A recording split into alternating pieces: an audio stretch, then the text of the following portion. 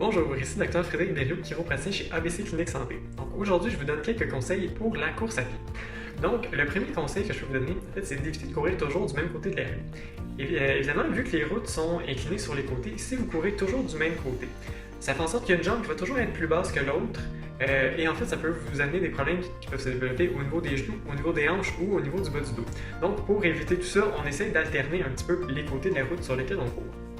Ensuite, si vous remarquez que vous avez tendance à courir en rebondissant comme ça ici, vers le haut tout le temps, c'est que vous ne propulsez pas assez vers l'avant, vous vous propulsez plus vers le haut. Donc on veut essayer d'utiliser dans ce cas-ci un peu plus les fessiers pour vraiment que notre pied accroche sur l'asphalte et nous propulse vers l'avant.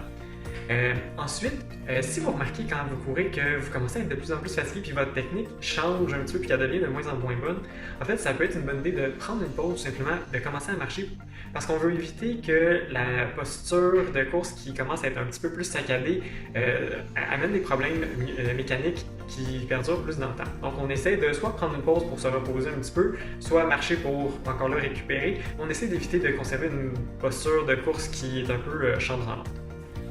Aussi, si vous remarquez que vous êtes souvent plus fatigué quand vous courez, ça peut venir peut-être de votre hydratation.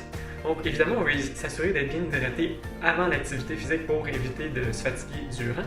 Si vous faites une très longue activité, vous pouvez vous hydrater pendant, évidemment. Évitez de faire en trop grande quantité d'un coup parce que ça peut amener une espèce de boule dans l'estomac. Donc évitez de... essayez de distancer un petit peu les moments où vous hydratez et de prendre des plus petites quantités. Donc plus petit, plus souvent versus plus gros et 2-3 fois dans l'activité. Mais le plus important dans l'hydratation, c'est de le faire surtout à la fin. Parce que avec toute la sueur que vous avez perdue, vous voulez essayer d'aller récupérer toute cette eau-là qui s'est perdue pour contrôler votre température. Donc, évidemment, on essaie de s'hydrater beaucoup à la fin de l'activité. Donc voilà, c'était quelques petits conseils, j'espère qu'ils vous seront utiles. Bonne journée!